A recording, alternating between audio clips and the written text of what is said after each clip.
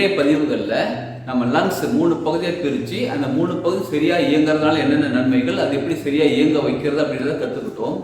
சிலர் சொல்லியிருக்காங்க, எனக்கு 3 பகுதி சரியாக இயங்குற மாதிரி தான் இருக்குது, எனக்கு தலையிலையும் கொஞ்சம் ப்ராப்ளம் இருக்குது, நெஞ்சிலையும் கொஞ்சம் ப்ராப்ளம் இருக்குது, வயிறு சம்மந்தப்பட்ட ப்ராப்ளம் கொஞ்சமாக இருக்குது. இப்போ இந்த 3 பகுதியுமே சரியாகவும் இயங்குது, அதே நேரத்தில் கொஞ்சம் கொஞ்சம் ப்ராப்ளமும் இருக்குது. இப்போ நான் என்ன பண்ணுறது? இப்போ 3 பகுதிக்கும் தனித்தனியாக முத்திரை பிடிச்சி உக்காரணுமா? அதாவது நல்லா கவனிச்சுக்கோங்க, ஒரு பகுதி சரியில்லை அப்படின்னா அந்தந்த முத்திரைகள் 3 பகுதி சரியாகவும் இயங்குது, அதே நேரத்தில் கொஞ்சமாக சரியும் இல்லை. இதுக்கு என்ன பண்ணுறது அப்படின்றதுக்கான முத்திரை தான் இன்னைக்கு நம்ம கற்றுக்க போகிறோம். இதற்கு சின்முத்திரைன்னு சொல்லுவாங்க. கை கட்ட விரல் நுனியையும் ஆள்காட்டி விரல் நுனியையும் லைட்டாக சேர்த்து வச்சுக்கிட்டு மற்ற 3 விரல்கள் ஓப்பனில் இருக்கணும். இப்படி உட்காந்துருக்கணும். சில நேரங்கள் என்ன தெரியுமா ஆகும், இப்படி உட்காந்துருக்கும் போது கை அப்படியே மடங்கிடும்.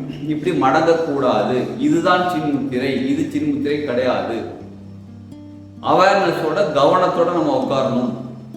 சில நேரங்களில் நம்ம மெடிடேஷன் பண்ணும்போது நம்ம நார்மலாக உட்காருவோம் பாருங்க, இப்படி உட்காந்துருப்போம். சில நேரங்கள் என்ன அப்படியே கை இப்படி மடங்கிடும். அப்படி மடங்கக்கூடாது. கவனத்தோட 3 விரல்களும் நேராக இருக்கணும்.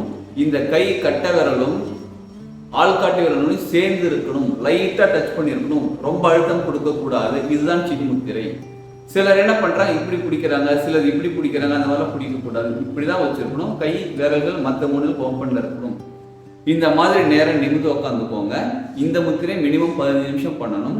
சேரில் நேரம் முதுகு தண்டு கழுத்து தலை 3 நேரில் இருக்க மாதிரி சேரில் உட்காந்துக்கோங்க, இல்லை கீழே உட்காந்துக்கோங்க, அதை சமணம் போட்டு உட்காந்துக்கோங்க. வஜ்ராசனம், உங்களுக்கு எந்த ஆசனம் வசதியாக இருக்கோ அதில் உட்காந்துக்கோங்க. சிலர் கேட்டிருந்தாங்க, நான் கட்டில் உட்காந்துக்கலாமா, காலை எழுந்திரிச்சோன்னா அப்படி முத்திரை பிடிச்சி உட்காரலாமா? அந்த மாதிரி உட்காரக்கூடாது.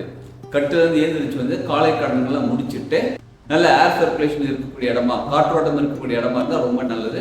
அந்த மாதிரி இடத்துல வச்சுக்கிட்டு நேராக நிமிந்து உட்காந்து உங்களுடைய இந்த முத்திரை பிடிச்சிக்கோங்க. எந்த முத்திரை செஞ்சாலும் இங்க, அதுவும் இந்த முத்திரை சின்முத்திரைங்கிறது காற்று சம்பந்தப்பட்ட முத்திரை. நம்ம உடம்பு முழுவதும் பிராணசக்தி முழுமையாக வந்து சேரும். இதுக்கு அடுத்த கேள்வி கேட்கலாம், ஆனால் பிராண முத்திரையை பிடிச்சிப்பேனே, மற்ற முத்திரைகள் எதற்கு தனித்தனியா? இது ஸ்பெஷலிஸ்ட், இது காமன். இப்போ லங்ஸ்ல ஒரு ப்ராப்ளம், அதாவது கீழ்ப்பகுதி மட்டும் வயிறு சம்பந்தப்பட்ட ப்ராப்ளம் மட்டும் அந்த முத்திரை பிடிச்சி அது சரியாகும். எல்லாமே சரியாக தான் இருக்கு, ஆனாலும் கொஞ்சம் சரியில்லை. அதுக்கு தான் இந்த சின்முத்திரை.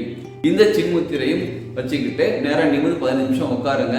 உங்க கவனம் மூச்சு காத்தோட ஓட்டத்தில் இருக்கணும். அதே நேரத்தில் உங்களுடைய கவனம் இந்த 2 விரல் நுனி பார்த்தீங்களா, இங்கேயும் இருக்கணும். வச்சுக்கிட்டு அமைதியாக உட்காருங்க.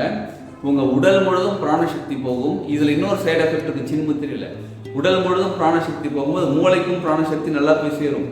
அப்போ மூளைக்கு பிராணசக்தி போகும்போது மூளை நல்லா சரியா ஒர்க் ஆக ஆரம்பிக்கும். இது ஒரு நம்ம திங்க் பண்ண ப்ராசஸ் வேற மாதிரி மாறும். அதை திங்க் பண்ண பேட்டர்ன், தாட் பேட்டர்ன் சொல்லுவாங்க, தாட் பேட்டர்ன் வேற மாதிரி மாறும். இது ஒரு ப்ராப்ளத்தை எப்படி சால்வ் பண்ணுமோ அந்த மாதிரி மாறி வேற விதமாக திங்க் பண்ண ஆரம்பிப்போம். நம்மளோட தாட் ப்ராசஸ் சூப்பராக மாற ஆரம்பிக்கும். எல்லா ப்ராப்ளமும் சால்வ் ஆக ஆரம்பிக்கும். இது மனதுக்கும் நல்லது, உடம்புக்கும் நல்லது. இந்த சின்முத்திரை அவ்வளோ நல்ல விஷயங்களை பண்ணும். சின்முத்திரையை பற்றி சொன்ன ஒரு சில பாயிண்ட் தான். இதை பற்றி எக்கச்சக்கமான விஷயங்கள் இருக்கு. இதை நம்ம அனுபவத்தில் கற்றுப்போம். இதை பற்றி இன்னும் நிறைய டீட்டெயில்ஸ் தெரிஞ்சுக்கணும் அப்படின்னா நீங்கள் டிஸ்கிரிப்ஷனில் இருக்கக்கூடிய கான்டாக்ட் நம்பருக்கு வாட்ஸ்அப் பண்ணுங்க. வாழ்க வளமுடன்.